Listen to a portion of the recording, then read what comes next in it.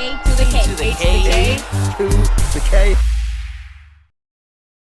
Hello, one and all. Welcome to the A to the K Wrestling Show, where today we are joined by the queen of all trades, actress, musician, entrepreneur, former WWE superstar, and the creator of Pound Town Wrestling, Ariane Andrew. Ariane, thanks so much for being here. How are you? I'm great. Wow, that was a nice introduction. You said my name right. Okay, we're off to a great start. Good stuff. So it goes right into presenter mode. I love it.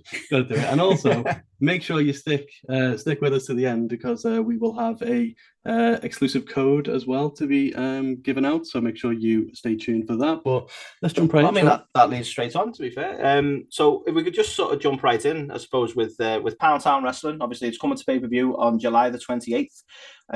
So I suppose we could just start by if you could tell us a bit more about what we have in store. Yeah, I mean, let me just kind of give like a backstory about Pound Town Wrestling. Yeah, of course. The name is it's a little controversial, but that was the whole point for people to be like, wait, what? But yeah, the idea just started because I knew that I'm never going to be able to leave wrestling. I feel like wrestling fans kind of get stuck in time, and I feel like I'm going to be dead. And they'll be like, hey, girl, when you're returning to the ring? And I'm like, well, maybe, in the afterlife, I'm returning. So I just wanted to create something where I felt I'd be able to have creative control and give people an opportunity to be seen and be heard who typically wouldn't have that platform to do so. We can't help how tall we are. We can't help what race we are. And I feel like a lot of times, if you're not tall enough or something, you would never get an opportunity. But it's like, well, that sucks because, that's something that you just cannot help. So I wanted to be able to give a space for people who, for diversity and inclusion and give people especially thinking about the indies too, there's never really a storyline. It's just kind of people hitting moves. And it's like, well, why can't it be something on a more upscale basis? Why can't there be hair and makeup? Why can't we pay our talent more money and what they deserve? Just kind of taking the indies up a notch. There's never been something that I'm aware of having wrestling in a nightclub with a red carpet and a DJ and bottle service and drinks. So it's even kind of like if you don't even watch wrestling, it kind of allows people who, allows them into our world. Because even if you're like, oh, I'm not really into wrestling, you're still getting entertained because there's a DJ, you can dance. And yeah, while you're drinking, you can have a good time and, have fun. So that's pretty much the backstory with why I decided to do PTW. It's been so exciting just to see these talents, be able to put on a show and have amazing storylines. So our storylines even continue with the pay-per-view from the first show. That's awesome. As you say, it's so rare that you find that on the independent circuit, and obviously, especially this kind of luxurious independent circuit that you've kind of created. What's it been like for you? Because obviously, much like your own personal life where you've got so much going on, you wear many hats in PTW. Obviously, you're wrestling, you're kind of running all aspects of it. What's it like to be so involved in the whole kind of company? It's stressful. I would be sitting here lying if I didn't say it was a walk in the park. I always commend anyone who starts something, even if it necessarily doesn't pan out how they thought it would, because it takes a lot of guts. By the way, can I cuss on here? Am I allowed? Of course. Yeah, go for it. Okay. And it's I'm making sure because I'm sometimes I can have a little, a little potty mouth. But it takes a lot of guts, I think, for someone to create something, especially from scratch, especially we don't have the funding, finding the funding. Yeah, I mean, everyone has an idea, but most people won't act on it because they're too scared for quote unquote failure. And to me, I look at that as a negative word. I always say I would never want a dream to live at the cemetery. No matter what it is that I've tried and hasn't panned out how I wanted it to, at least I can say, you know what, I did it, no matter what the outcome is. But yeah, it's definitely very difficult because we are in the infant stages trying to create the capital. There's only so much, doing it out of my own pocket before I'm like, whoa, you're gonna have to get a little check now because I can't, just keep on funding it. But it's a lot, especially working with people who sometimes don't have your best interests. I mean, particularly for our last show, dealing with someone I've dealt with some difficult people, but it's just also very difficult when you're put in a position where you are someone who's a CEO, the owner of a company, and you're trying to keep your shit together, because it's like if they see, like if talent sees you stressing out, it's like, it's like you have to, it's difficult, because like not only am I about to go out there and perform, what am I even doing for this match? I'm having to also put all the pieces together to make sure that the show is moving, but also when fires are happening last minute before doors are opening, having to like literally take a deep breath and smile and not lose my shit, because again, like if people see me stressing out, that's just kind of like a domino effect. So it's definitely very difficult wearing all those hats, because I can't just think about focusing on my match, which is a stress within itself. It's like, oh, putting together a show and putting out fires and preparing for a match and putting all the puzzle pieces together. So yeah, it's definitely difficult, but it's rewarding. I mean, you're having doesn't come easy. Anybody you talk to, No. I mean, anyone who tells you like, oh yeah, it's easy. I'm like, what job is that? Can you sign me up? Love it. No, I must admit, I hadn't considered it like that. Like you say, you've got to sort of put on that face, I suppose, and you've got that many things going on, that it isn't just about your match in the pay-per-view, which is it's eye-opening, I suppose, in a way. Yeah. Yeah, and it's like, again, I can't make it about myself. It's at that point when you're dealing with multiple people, like, okay, where's the EMT? Who's running, like the DJ, the ref, the talent, all the people who put it, the production company.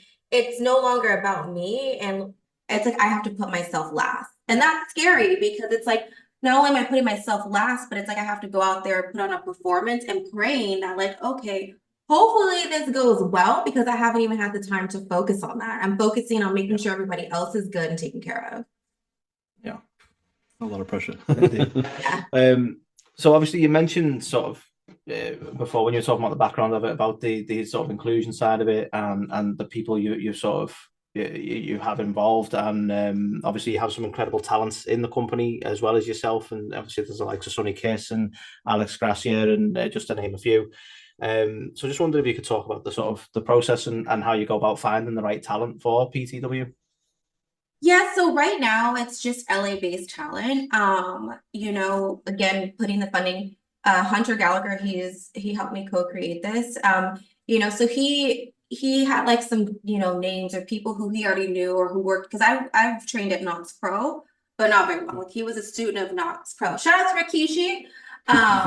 So yeah, he had like, people there that he knew, what he trained with. So it was kind of like, oh, I feel comfortable, I feel safe. But for this past show, we did kind of like an American Idol type of thing, where it's like you can audition to, whether it be a commentator, ring announcer, whatever the case is. And we actually had people who flew themselves in, because that was the caveat, was like, you can do this, but you have to take care of your own transportation to get to LA, because we're only hiring local talent right now, because that's just where our budget is. So just to see the amount of people who applied and then people who flew themselves out was like a testament too, because it's like, okay, we're doing something right. Eventually I don't want it to be like that, but yeah, I mean, definitely want to be able to have the funds. Even now, just knowing what people get paid on the indies and how, I've been told like, oh, you're paying them too much. I'm like, I don't even think I'm paying them enough, even though they're getting paid more than what the independent circuit is. I'm like, you're putting your body on the line, and for people's entertainment, I'm like, that deserves a nice paycheck. I'm like, thank goodness people feel like grateful that I'm, being able to pay them more money, but it's still not even remotely what I feel the talent deserves. So just having those moments makes me feel good. Like it's like, okay, we're here on we're on the right track here.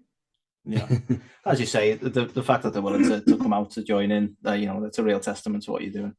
Yeah. So yeah, Absolutely. appreciate all the talent. So you guys will get to see some new faces, especially for the Battle Royal that we do. It's the opening of the pay-per-view. So definitely we'll be seeing some new faces. And that was difficult this past show, having almost double the talent of what we had for the first show. So it's like, okay, making sure that the locker room situation's good, just, okay, everyone's fed, everyone, we have the amount of food. And yeah, I mean, even that was stressful, but it's also great when you work with good people who, are team players. I think that makes it easy as well when everyone's willing to work together. It's like, okay, this isn't my job, but here I'm here to help. What can I do to, take some things off your plate? So it's been also great to work with not only really talented people, but people who are grateful and are team players. Yeah, absolutely. It's crazy, like, because as you say, you're going into this, and there's so many new things that you're uncovering and discovering, and things that like you wouldn't even think about. So, but I think, yeah, like to create this luxury independent circuit and have it be its own thing and a difference in the whole indie scene, I think it's been a welcome addition. I think to Yeah, like you say, it's something different, isn't it? Yeah, absolutely. Yeah. We did see a clip go viral recently on Twitter or X with yourself and Trinity. I think it's over like 13 million views as it stands right now. Crazy. Yes. It's insane. Obviously, that brawl that you two had just looks so real. Like, was there any real animosity at the time, or were you two just so incredible what you do to make it look so real? No. So when it's crazy, we actually were like, when we came back, we were like, dang, we should have went harder. Like we didn't think that it was, we thought it was like almost like, that was weak. Like we could have went even more crazy. So it's just interesting because she texts me. Well, first Hunter, who helped me co-create this. By the way, I have to give him a shout out too. He's been helpful in this process. But yeah, he had initially texted me and I wasn't paying. It was like the day after 4th of July, and I had left my phone like an Uber and was just playing like catch up. And I had kind of like briefly looked at it, but then when Trend texted me and was like, sis, we're going viral. I looked, I was like, what? So I went to go look. And yeah, it's wild that out of all things, that was years ago, like a random account too, who just like, let me put this up. Yeah, because I guess people thought it was like us really, no, that was, I wish our feud would have like actually like progressed and got to flourish. Unfortunately, it didn't, but never say That never. was, yeah. I mean, that's funnily enough where I was going to go with that is obviously you replied to that post and tagged Triple H. So just wondering, is there potential for either yourself or PTW to work with WWE in the future? I feel like that'd be awesome. I do think, especially when you've seen out promotions collaborating, like when you saw Mickie James as the champ and she came out in the Rumble, like that's awesome. And I think, because I'm very business savvy. And to me, I feel like because they're different genres of promotions, like who watches AEW is probably a different viewer than watches WWE. Now, you may have people who cross over, but I do feel like they're different audiences, just like you have a completely different audience in the indies. So I do think it's something beautiful when you're able to take different promotions, that fan base, and like put them together because they're all watching the same thing. They're all in love with wrestling. So it's just like cross promotion, just like anything that you see nowadays with a song or in a movie or content creators, how they collaborate. Because I feel like when you collaborate, it just brings more value to both parties. And you're just getting a different fan base that you typically wouldn't get, or people who would never even know like what the hell is Pound Town Wrestling, So I would definitely be open to having some type of cross promotion. It's so funny, by the way. I love how the blogs were like 36 years, let's talk about young, not old, but 36 years, I'm going to put it my way. 36 years young, former WWE superstar reached out to Triple H. And I'm like, guys, how do you take, that wasn't me. I'm like, also too, it's like me responding to what Trin already wrote, which is like, I miss you, I need you. And I'm like, okay, cool. To piggyback off that, miss you too, boo. Like, this is 13 million views. The signs are signing. Triple H. Yeah. But it wasn't me being like, hey, I just reached out and be like, I need to come back. I'm like, people are so like over exaggerating. I'm like, guys, relax. Like, it's not that deep. Yeah, they'll take anything and like sensationalize it to get a headline across. You touched on something that I found really interesting. And you mentioned like the different kind of wrestling audiences. Obviously, like WWE has probably a niche, and AEW has a niche. When we talk about Pound Town Wrestling, like who you hoping the audience will be for PTW? And I mean, obviously, hopefully everyone, because everyone should check it out. But is there any kind of like what are you trying to appeal to? I guess with PTW. Yeah, I mean, I would love to have it to be a little bit of both worlds.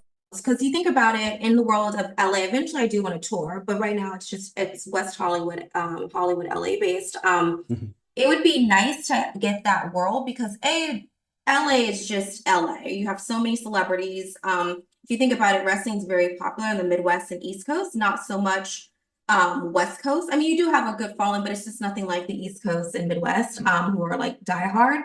So to see so many worlds, because I mean we do have 70% like LGBTQ, even though that's not the main focus, but it is a big group of LGBTQ. We do it at Heart, which is a LGBTQ club. But it's interesting how just watching the dynamic of you're kind of bringing so many worlds together. You have the LGBTQ, you have people who love wrestling, and then you just have like your everyday person who's like, okay, I like to party. So it's even I won't say a name, but even initially someone reached me, they're like, oh, it's at a gay club. And I'm like, yeah, what's wrong with that? Just 'cause it's at a gay club, like this is not that type, it's not that type of event. And to see the person who was maybe a little bit like hesitant to come to the event was like, that was so much freaking fun. Cause I'm like, yeah, you're just, it's like, it's because I'm like, it's not just based on that. It's like bringing in a world for everybody. Like everybody's allowed to come and join the party, you know? So it's like, I want to see all different walks of life to be able to be a part of Pound Town W. Because again, it's not your typical wrestling event. It's in a club with lights and music and a DJ playing like all the hot top songs, just interchanging and intertwining all different types of walk of life.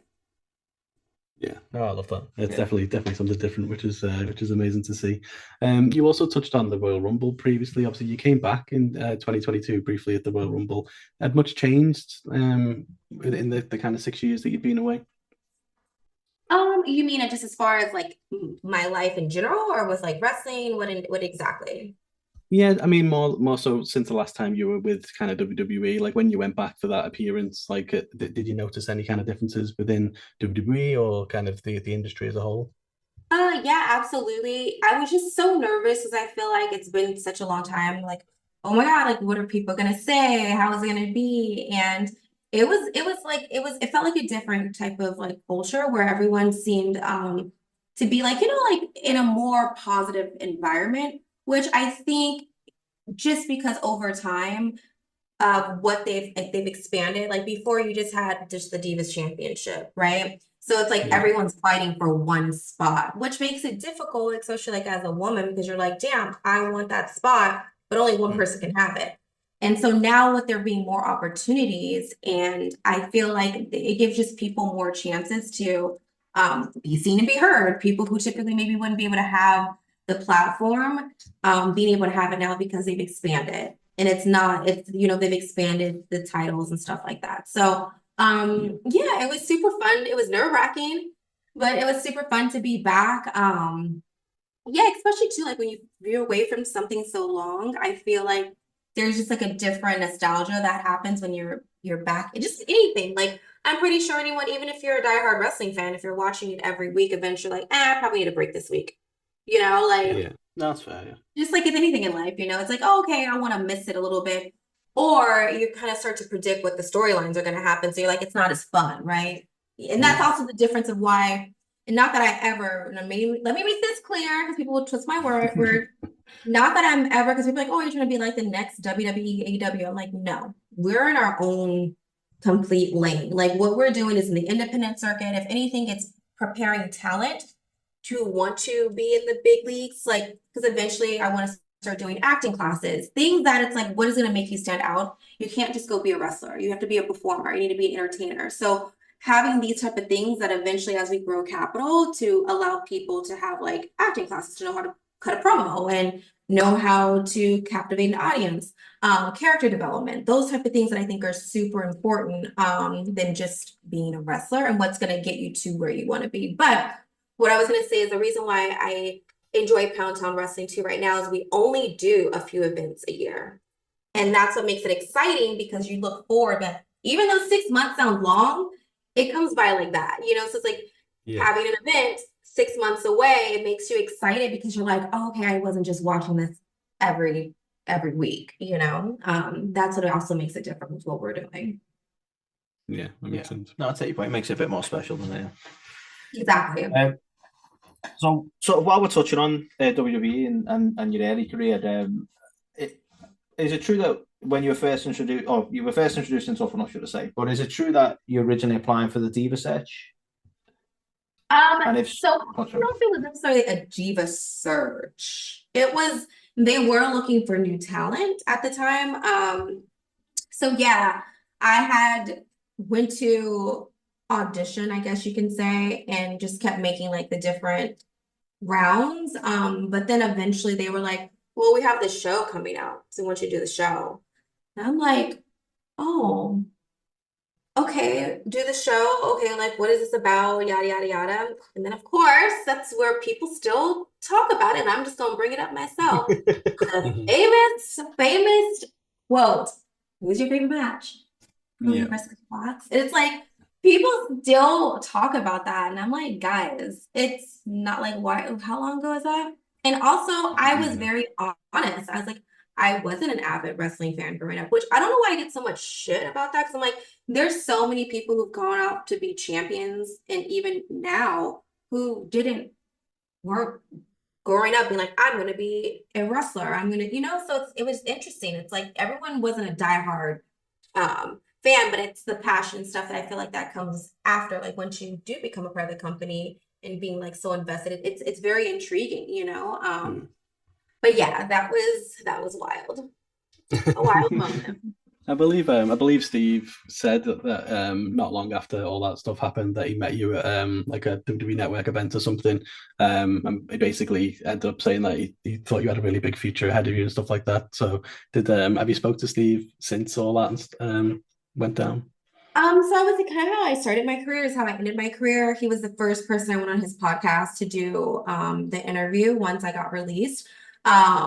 Yeah, and whenever I've seen him, he's always been super nice. And yeah, like even after the show, you would think like, oh, maybe they have like some beef or something. It was no, he literally was like, you know what, kid, like you're gonna go places. Now, I only went places for about 4 years, but I do have to give myself a pat on the back because out of everyone who competed on that show, I was the longest standing person in that particular season. So to me, even though I didn't have like a crazy longevity career in WWE, I still feel like I was able to make my mark in some sense. Absolutely, and obviously everything you're doing now, creating your own companies, is a a Yeah. hell of a thing. but well, obviously, speaking of your career in the WWE, when you were called up to the main roster, you were called up as one of the Funkadactyls, Mhm. which obviously was a sort of a very different thing WWE were doing at the time, and it probably from a creative point might have been quite difficult to get over, and I think it managed to get over massively with the fans. But what were your immediate thoughts when they sort of put that to you?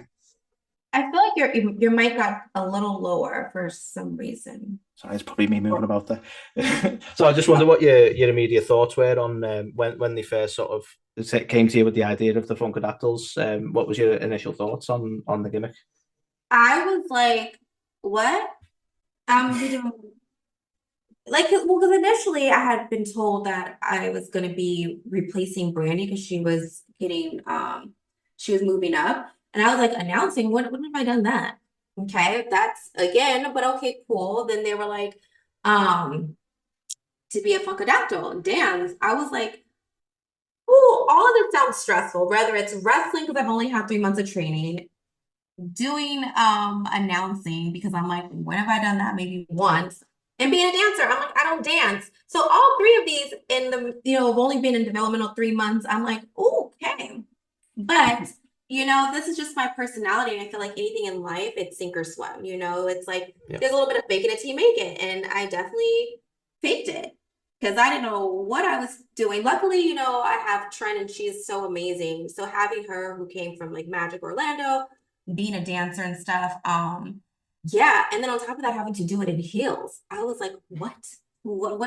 Please, God, don't let me fall on my face on live TV trying to bust out these dance moves. So yeah, definitely was a fake it till you make it situation. But I mean, I feel like when you're given an opportunity, when you're gonna say no, I'm sorry, you can give it to someone else because they're more qualified. It's like that opportunity may never come again. And obviously it's like, well, you know, being with Trent, I think too, because we had a rapport. would Yeah. come down to FCW. At that time, for people who are not familiar, FCW was the developmental training territory before NXT. And we would do like these crazy skits and stuff together. And we just kind of had like this natural like chemistry and like vibe. So I think that had a lot to do with it as well when they were looking for another person. She was like, Cam would be dope, even though I'm like, thanks, girl, because shit, I don't know how to dance. So yeah, that was definitely nerve-wracking, but I think I did a pretty good job of pulling it off. Oh, Yeah, 100%. definitely. So my wife and I absolutely loved Total Divas. Absolutely like loved it, watched it religiously. So kind of a bit of a two-part question really, because we've also had the lovely Miss Sandra on the show previously. So I'm just curious Oh, if you Miss got Sandra. exactly, Miss Sandra is the best. I'm just wondering if you got a favorite kind of memory from Total Divas, but also maybe a favorite Miss Sandra memory. I feel like Miss Sandra would probably like slap me if I said this, but I don't know if it's a favorite, just funny. It's just because, especially back then, I was way smaller than what I am now. And Trent and I just have two different body shapes. Trent has like that voluptuous pat and I was just really small. And so I just remember Miss Sandra used to be like, "Oh, girl, like, what are these like baby clothes?" Like she was like making gear for you is hard because then she'd have to like stuff the top area because there was nothing going on up there. So she had to put like 3 paddings, and then she's like, your clothes look like children's clothing. So I don't know if it's like a favorite, just would be funny because I feel like it was always just like, I don't know, just like a funny moment of her just being like, girl, I need you to get like a little extra meat or something because I feel like I'm making children's clothing. So it was always just like something funny, I feel like, going on with Miss Sandra. And also great to see her at AEW when I went and did like the one-off. So to see her there, that was like a cool little moment. Yeah, love that. Indeed. Oh, but you're Well, saying, did you say a favorite moment with Total Divas or just with Miss Sandra? Yeah. If you have one for Total Divas as well, obviously I'm just a big fan of the show.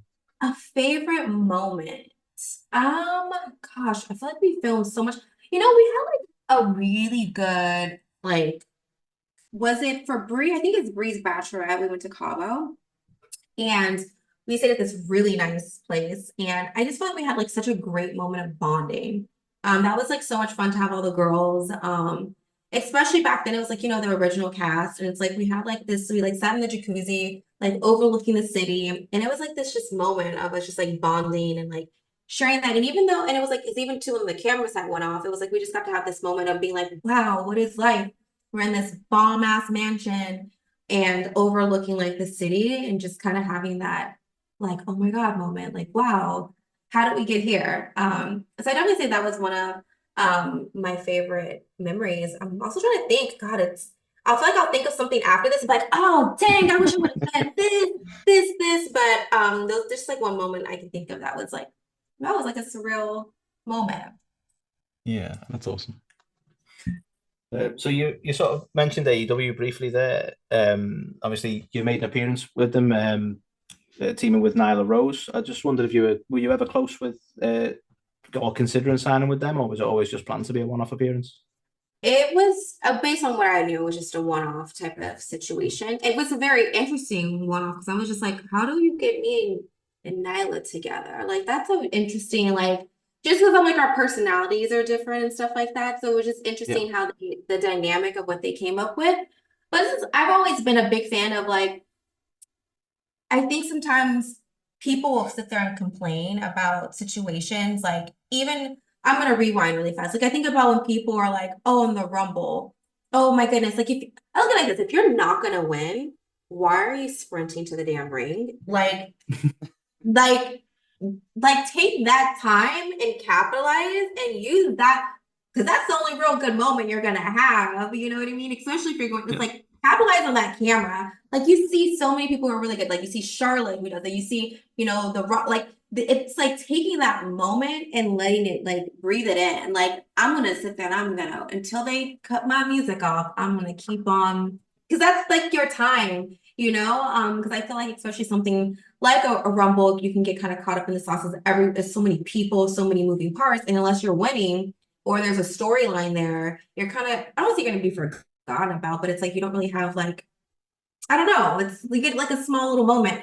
So speaking with something like that, I've always been a firm believer, like no matter what I've been given, is even if you feel like, and I'm not saying that this is the case, but my favorite thing is like turn chicken shit into chicken noodle soup. So even if it's something that you're like, okay, how would we make this work? Or this doesn't make sense. I'm all about like, well, let's fucking make it work. Like if you're given an opportunity, you just make it happen. It's not sometimes, you know, oh, this is perfect because that's just not life to me. I feel like that's the beauty of when you are given like, I guess you can say like a challenge or how do we make this happen to make it happen. That to me, that's like the fun part, you know? So it's definitely something interesting, but Nyla's super sweet. So yeah, just trying to figure out how do we make this story work and make it make sense, even though it's just like I'm coming in here as a random ass person with some random ass music, with some random ass gear, like you know. So yeah, just making it happen because it was a very like when I found out, I almost wanted to say no because I wasn't ready. I hadn't trained. I was like, oh my God, I'm gonna be great. I'm gonna be looking so great up in this ring with all this ring rust and stuff, but. It wasn't my most favorite moment because I look at some stuff and I was like, ooh, that's cringe. That didn't look good. But you know, it is what it is. Yeah.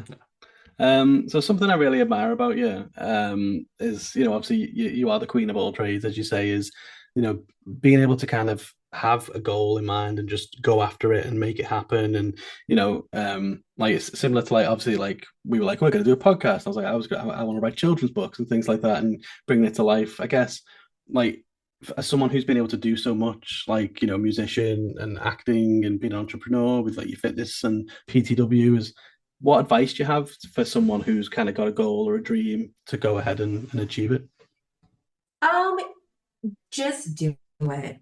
Just start. Like I think a lot of times too, because I follow a lot of entrepreneurs, and a lot of times you see all these people who do follow entrepreneurs. It's like taking a million classes, paying for classes. It just almost kind of like now that I think about it, like if I ever were to have children, I wouldn't really encourage them to go to college because unless it's something that like a doctor a dentist, something that it's like, oh no, you need to go to school to do it. But if you're like out there trying to be an entrepreneur, an entertainer, there's just so much information on the internet. It's almost like people, it's so interesting, not to shade the young millennials or the Gen Z, but I will say sometimes I'm like, come on, y'all little pussies, because the stuff we didn't have this type of stuff. I'm like, yes, I'm saying my age. I'm like, I had dial-up internet, where I'm like, Mom, get off the phone because I'm trying to get on AOL, like it's the stuff that it's like what's available. Sometimes it's almost too much. So you do have to pick and choose like who you're getting your information from because everyone's a damn guru just trying to make a dollar. I'm like, did you just become a millionaire by telling people how to become a millionaire, but you never really did something to become it's wild, but good for them for being able to figure it out. Even though I feel like it's conning people, but sorry, I'm going off on a tangent.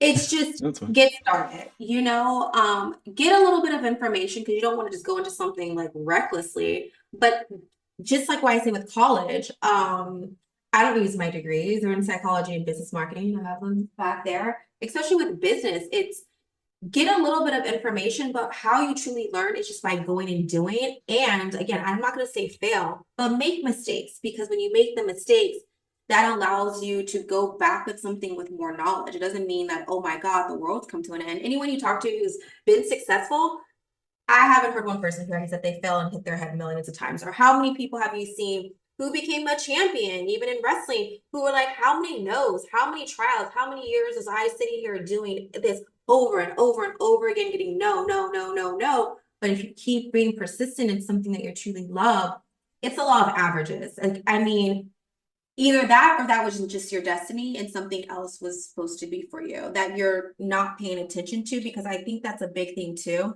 A lot of times I think we'll be pressing on something that we want so fucking bad, but there's something over here that's just coming easier and we're ignoring the signs. Like I'll give a perfect example because I love Sebastian Legree, who's the owner of Legree.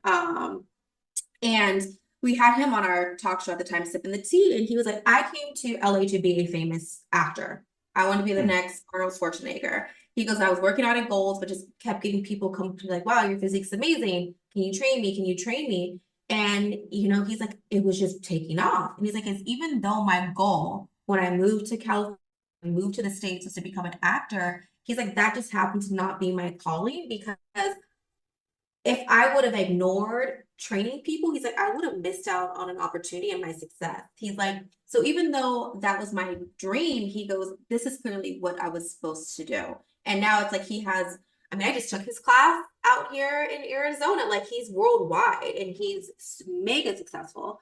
So I think a lot of times too, we'll be pushing something so hard that sometimes you have to see like where whatever it is that you believe in, God, higher power, the universe, of where it's steering you, because maybe that's what you're supposed to be doing. So 2 things.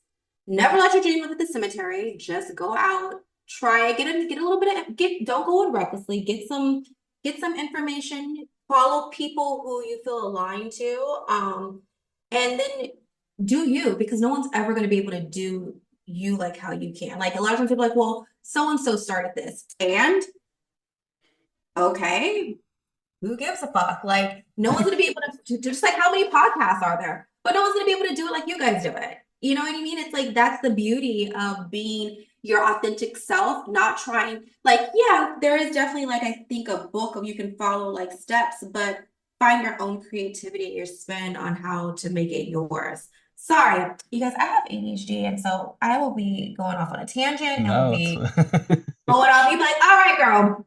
We asked you this question. How are you talking about Mars right now? So thank you guys for following me. So yes, that's with that long story, but yeah, and also last thing, don't be afraid. And again, I don't like to use negative connotations.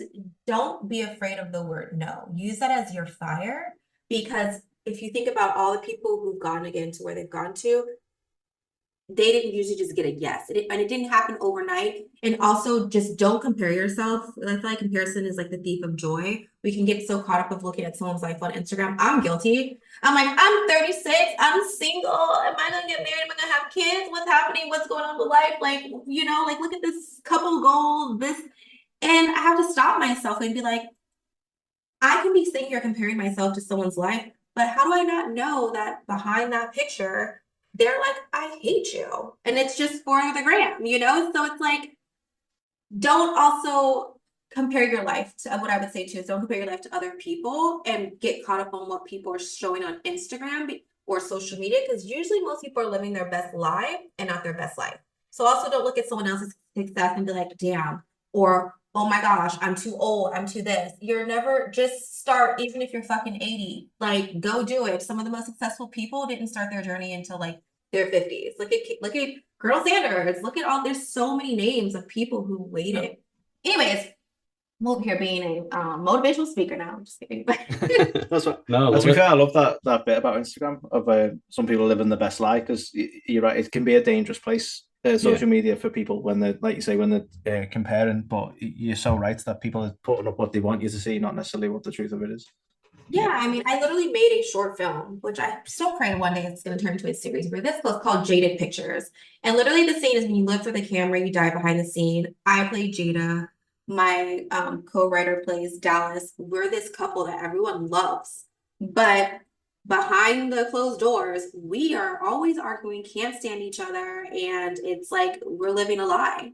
But to the world, everyone's like, oh my God, we love you. You guys are so amazing. And that was the whole point called Jaded Pictures. It's because it's jaded. And literally how it starts is how it ends. Scrolling through social media and being like, oh my God, I want this, but not realizing like, oh, so-and-so just cheated on so-and-so. And you're talking about you want, you know, like, so yeah. And I'm guilty. I'm guilty of getting caught up, especially having depression and anxiety. That will definitely sometimes drive my depression or anxiety up high, like looking at social media. So sometimes I'm like, I gotta take a break because I'm getting too wrapped up. I know also be like, think of Jaded Pictures, girl. Yeah, some people are living their best life, but let's think about how much of that best life are they really living, you know? So yeah. No, I love that 100%. So coming back to Pound Town Wrestling, and I know you sort of touched on this a little bit earlier when you mentioned the likes of training people and the like, but I just wanted to ask sort of what your future goals are for the promotion. So by the way, too, I do want to say stay tuned because I am going to be doing a giveaway. So I just say for people to follow my social, because I'm not sure when this is going to come out, but doing a giveaway, we'll also have like merch coming out. my goal, and sometimes I get scared of saying stuff. I think it's a positive of putting it to the atmosphere, but then also being like, "Ooh, someone's gonna go and take that idea." So I always get torn. But my goal for this would definitely be to tour. I do just create the sizzle reel for a reality show that I'm going to be pitching. I don't want to give the specifics of what it's Of like, course. but definitely even something different than has ever been done. So it's not like, oh, like not like a total divas type of thing with wrestling, and no, none of that. It's something completely different. But my goal is to and success is relative. I guess Mhm. for me, it's I think of entrepreneurship and being a business owner as what value can I bring to the people who I'm surrounded by, whether it's talent, whether it's someone who is cleaning up the trash or whatever, you know what I mean? Like everyone plays such a significant role when it comes to building a company. I think when people say self-made, it's like shut the fuck up. Not self-made. The person that wants to be like there's someone, even if they did the littlest thing, like they help contribute to your success and you gotta give them their flowers and you gotta clap for them. I would just love to see this really take off where we're able to tour and to be able to build some badass talent and for them to go off and live their dream of being on the main stage of whatever that looks like for them and be the best and giving them the tools to be able to do that. Like, so that's why I say I would love to have like an acting class. I would love to have like a trainer. I would love to open up a facility. That's like next goals where we can have a place to train. And bringing again, like allowing people, because for me it was important. I mean, don't quote me. I think I'm one of the first Black women to ever do something like this. And then I have, my co-founder who's part of the LGBTQ. So like breaking those barriers too, saying, you know what? I know probably out of all people probably thought she's the last person in fucking hell we thought would open up a wrestling company, right? Like, me out of all people not realizing and knowing who I am, knowing the passion that I had and my vision and being creative of always what I felt with wrestling, but I felt like I was never able to get it. So Yeah. now to be able to rock to the beat of my own drum, it's so great to see this and see the creation. And also, like, again, it's not about me. I wrestle because I think people want to see me wrestle, but doing some badass shit. Like, you guys, I feel like people are going to watch this match that I just did and be like, what the fuck? Who is that? Because the stuff that I'm doing, it's stuff that you would never expect me to do. But again, I'm in a space where I feel comfortable with the people who I'm working with, knowing that, I'm protected, being able to, create a storyline, do these things and feel comfortable in doing it because it's like I created it. You know what I mean? Yeah. But yeah, not even about myself. It's not about me. It's just being able to take this to like a whole nother level. I would love to come to the UK. I would love for this to be something where we're able to travel and it's not just LA based. That would be so fucking badass. Because then now I'm giving people who are not in LA an opportunity to be a part of something that I think, God willing, is gonna be fucking phenomenal. And people are like, you know what? The girl who is Miss Melina versus Alicia Fox, the person that we talk shit about, said you can't wrestle, you can't do this, created a fucking company that is like and left a fucking legacy. Boom. Mic drop. Just Love kidding. it, love it. I mean, we definitely want to see you over here in the UK. I Yeah. mean, we are very very much looking forward to the show. Indeed. Obviously, your match sounds phenomenal. What else can we kind of look forward to? I know you mentioned the Battle Royal. There's going to be some surprises. I think the poster mentions a special guest. Obviously, without giving anything away, have you got any clues what we can expect on the show? Yeah, so special guest. We introduced the title. So Yes. that's exciting. You guys, so they get to see what the title looks like. We are gonna crown a champion the next show, which is awesome. People are like, oh, you're gonna crown yourself. I'm like, how lame is that? Like, why would I? No, I'm good. Like, maybe eventually if we do like tag team titles or something just to help build up talent. Of Yeah. course, like, but I'm like, that would be so whack. I'm like, that's just smelling your ass a little too hard. Like, yeah, I'm gonna become the first champion. But we do introduce the titles. I'm trying to think. Our main event is dope as it continues the storyline. Everything kind of continues the storyline from the previous show. So people watch the previous show everything is kind of continuing, but also bringing in new faces. And we thought the best bring in new faces while doing a battle royal. And I know typically people could be like, oh, like I don't really get my moment, just like doing, doing like what was I gonna say? I'm blanking on the name. But the great thing, even with the battle royal, we gave everybody like a 30-second promo. So everyone at least gets to show their character before they come out to their entrance music. But yeah, it's cool. We have like the Trons and the whole nine. So it's kind of it's yeah, just expect a lot of entertainment. Like our I guess you could say our host, because we have a host, we do a host that kind of entertains in between, is phenomenal, hilarious. So it's a long show, but there's a lot of comedy, a lot of action, storylines, and we also even have pre-tapes. And and then we also made one of our talents, just because it's more of their weaker thing, we're like, you got this, you're gonna go out there and cut a live promo. So just lots of cool things that I think that you would never expect, especially from an independent wrestling promotion. Like we're doing like having a DJ, having a host, all these type of things that it's fun, the in between. Sounds like a whole experience. Indeed, yeah. I can't wait. Yeah, that's it. Yeah. No, really hyped. So on that note, if we just sort of ask if you can let everybody know, listeners, viewers, just sort of how they can order the pay-per-view, which is July 28th. Yes. So July 28th, probably should figure this out. I have not set the time, but just stay tuned for the time, but it will be the 28th. I probably should have done that. There's just been so many other things happening to prepare for this. I'm like, how do I not know the time? But go to poundtownwrestling.com.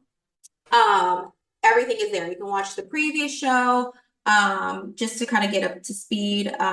We have like a really cool, awesome, like discount where you can get, if you pay for like the whole year, you can just see the whole show, which this discount will apply to. It's super cheap.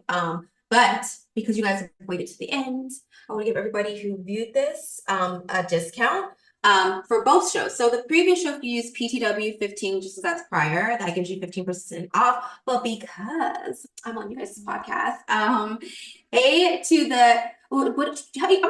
guys tell me, would you guys want to have A to the K or A to the UK? What works for you? A to the K, I think. A to the K will work. So A, number 2, K. Oh, sorry, the K. 15. We'll give everybody 15% off for the new pay-per-view.